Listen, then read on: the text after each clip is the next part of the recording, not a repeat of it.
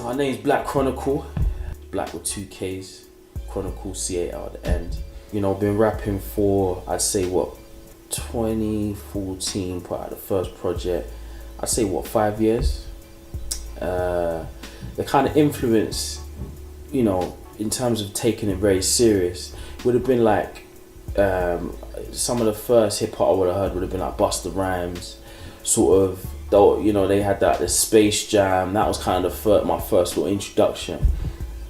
And like, you know, listening to like Wu-Tang, 36 Chambers, like some of those, you know, but more for me, it would be more like Nas, like, you know, I Know I Can, stuff like that. That was more mine. And so that's what I sort of grew up on. So it kind of set the tone to make like conscious hip hop. And then like since then, put out, like, this would be my third project, but second solo project. So we done Silver Casket, which I done with my brother Phoenix the Icefire, and then we had the Unapologetic Autopsy of Crime EP, and then now we've got the Love Trap EP. So they're all on the Bandcamp. No tears, you ain't see me cry, but the pain I felt that night. Not me, sigh. She don't love me, I read the signs. I don't love her, the love trap.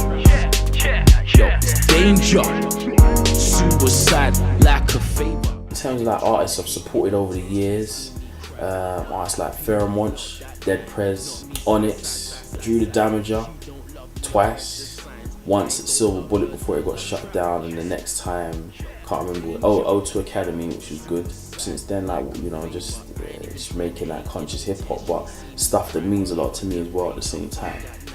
How the project sort of came together, like, you know, I sort of went through a situation, whichever what it was, you know, sort of breakup situation, and it kind of like, in that, I was sort of listening to like certain artists, so people like Ghost Poet, I know people will laugh. I listened to like Kanye West 808 Heartbreaks. I was just seeing like how different like artists would express in similar things, and obviously it's like, you know, it's not something that you talk about to everyone. So that having an artist speak on it, like, you know, I had a little bit of comfort. So then it's inspired me, and like as I with anything like in music, like, or anything I'm going through, like I always write about it.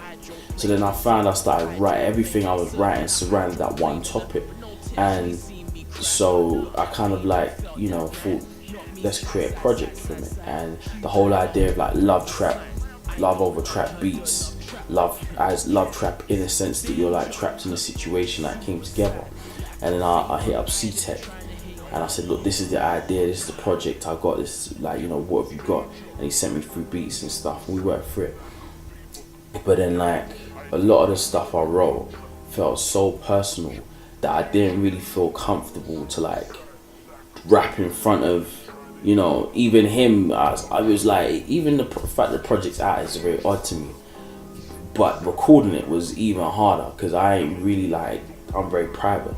So then how we used to record like the first track, we had to switch off all the lights in the studio, all the lights off. I'd put shades on just to like, either, I don't know, and then, you know, like, you know, burn a little something, you know, and then just get in the vibe, like, and then he wouldn't look at me and we just go in. But like, I had to like proper, because it was a lot, it felt very like raw, it felt a lot to express.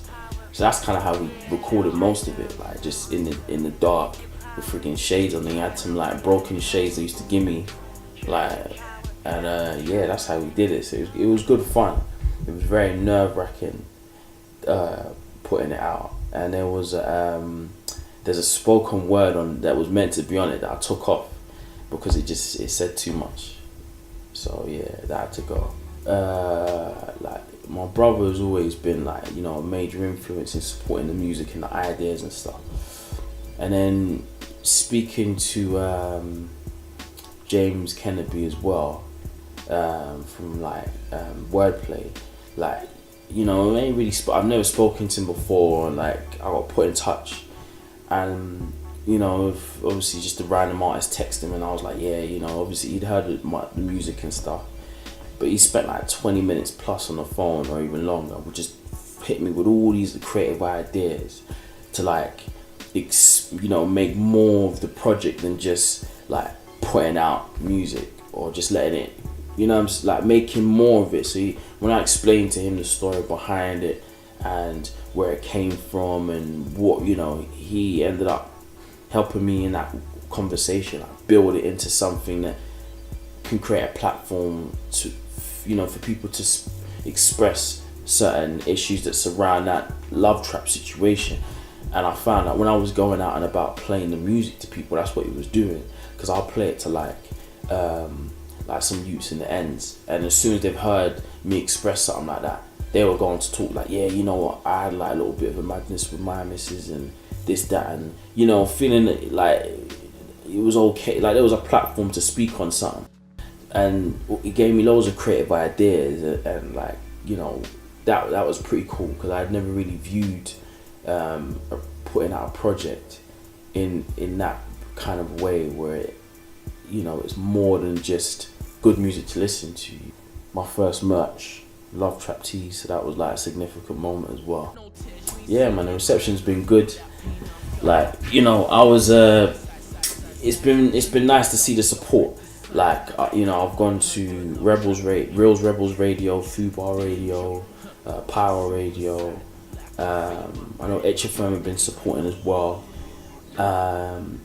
Even like people individually like hitting me on like my social media and like messaging me and saying, you know, like, is this like a real story that you're talking about, and just showing that kind of interest. And some people saying they really like it, it's an amazing piece. I've had some people who have compared it to my last project and said, you know, like, is this even hip hop sort of thing? And like, you know, for me that was a blessing and a curse, in the sense where like it's good that they love my old music so much that you can now compare Blackk Chronicles new and old, and then you can sort of say, oh, well, I like this better.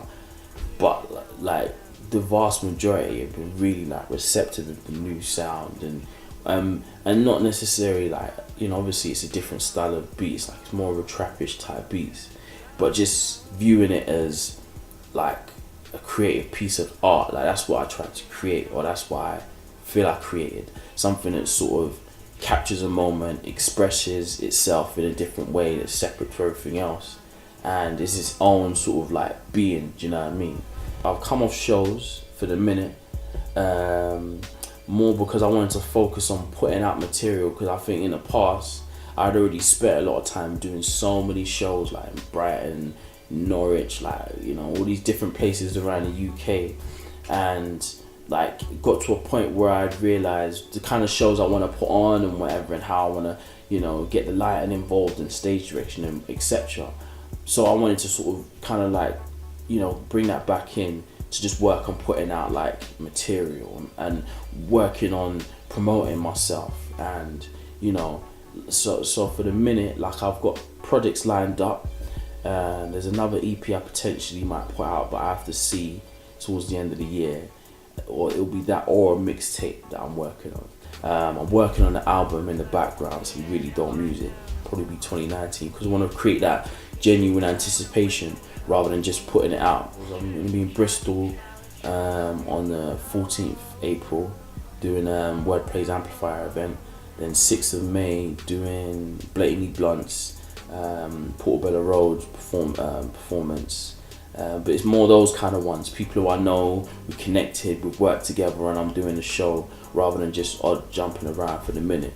But once I get back on the shows, performing this Love Trap's going to be pretty cool.